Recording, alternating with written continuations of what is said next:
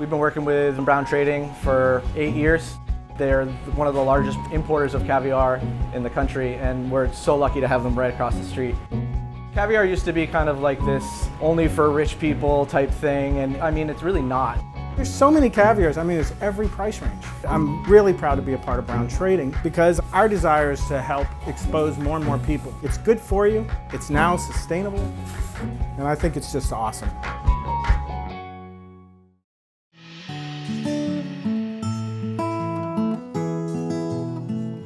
Welcome to Plate the State, and today's featured recipe, we are making mushroom risotto. And a lot of people have had bad experiences with mushrooms, and I think the same is true for risotto. A lot of times you're in a restaurant, it's been sitting around for a couple hours in the kitchen. So Josh's mission right now is to get everyone to like risotto and show you how it's meant to be cooked and eaten, which is in one fell swoop. So let's go see what he's doing.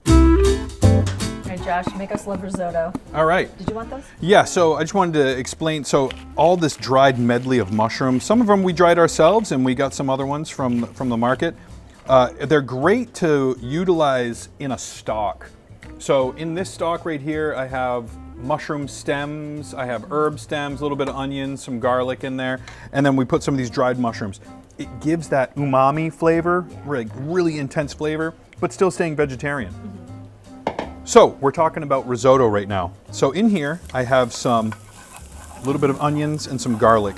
Now it's on a medium heat. I don't want to brown the onions or garlic because it can get bitter, okay? So we just want to sweat these down just so they're nice and tender, okay? Now I'm gonna add the rice. This is arborio rice, and it's a short grain rice. So I'm gonna add that in all at once. Now, what I'm gonna do is I'm gonna move that rice around with the onions, the garlic, and a little bit of the oil that was in there. We want the rice to come up to temperature. If we were to add like a cold broth right here, it might be, the rice might burst, and that would make our risotto kind of broken and mealy. So I feel like one of the reasons people are intimidated by risotto is that they feel like they're over the stove and stirring for an hour. Well, I don't think so. I think it can be coming back and forth to it. You want to give the rice its time to make its own sauce, but the more you stir it, the more you're helping it release that starch, and that's what's giving that creamy risotto. So why don't you just slowly stir? Okay. Now, I have the hot broth right here, that hot mushroom broth. Now I'm going to add some of that to here. Okay, yep, and you just stir it in. I want to add enough stock to cover the rice. So what we're going to do is we're going to cook this until all the stock that we just took is absorbed by the rice. Then we'll add a little bit more, okay? So we're going to cook this until it's al dente, which means to the tooth. Same way you cook pasta, right? So as you can tell, you stirring and the heat has absorbed that up, right?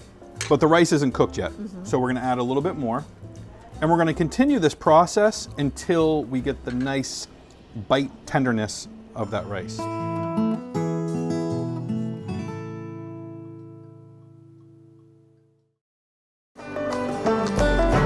Worked at Harbor Fish since '73. Customers come first. If you don't have respect for the customers, you can't work here. Where else can they go and go up to a window and watch a full crew cutting fish in-house, skinning it, packing it, ready for retail? Don't be nervous to come down to Harbor Fish. If you need help walking up the stairs and get in the door, I'll come out and help you.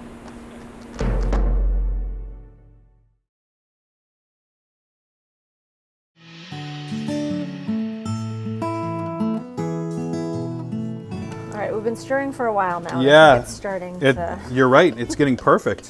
Why don't you hand me that butter? I'm gonna add a little bit of butter in. Now, once we add the butter into this, it's not going to absorb any more stock, okay? Risotto used to be a peasant dish. It originated in Luzerne, and it was a great way to feed a lot of people because you just needed rice and water, really. We've added a lot of ingredients over the time and make it very luscious and very delicious. So we're going to add a little bit of butter.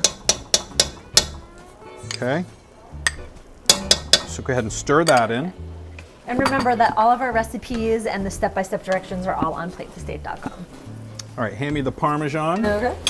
So we're using grated Parmesan cheese, okay? Be careful, some Parmesan grated Parms have cornstarch they add to it, so this is just Parmesan that I grated ourselves. We're gonna add a couple spoons of that, all right? Oh, that's looking good now. Creamy. Yeah. right? And speaking of cream, why don't you hand me that heavy cream right there? This is a little bit of local heavy cream. I'm just gonna drizzle it in. Not too much, not too much. Perfect. This is looking delicious. Now it's looking like the risotto that you should get, okay? Now we can adjust the consistency by adding maybe a little bit more stock. Go ahead, stir that in. Maggie, you are a risotto master now. This is so perfect. Let's go plate this up. Okay. Oh, you made this perfectly. Have a good teacher. So, what I always used to tell my chefs is, when you plate risotto, it should always run for like 2 seconds and then stop. Where's your test? Right? If it's too thick, or something that you could get out of an ice cream scoop, that's not risotto. I don't know what that is, but that's not risotto. I think that's why most people don't right? like risotto. So what I like to do is take the risotto, put it on a plate, and then give it the shake. Okay? See that rice?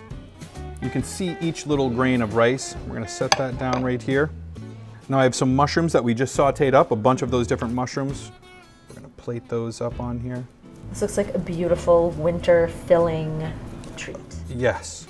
Vegetarian, if you like it, you could add, you know, chicken or fish or meat to this, but it's perfect. Okay, Maggie. Once you get some Parmesan cheese over there, sprinkle that all the way around it. Oh, perfect. Okay, and then some thyme. And then for some extra special treat, I'm gonna put a little bit of truffle oil. As soon as I put this on, you're gonna really get that aroma of that truffle on there. We're gonna finish it off with just a little bit of salt. Oh, the smell just hit. Right? And then some cracked pepper.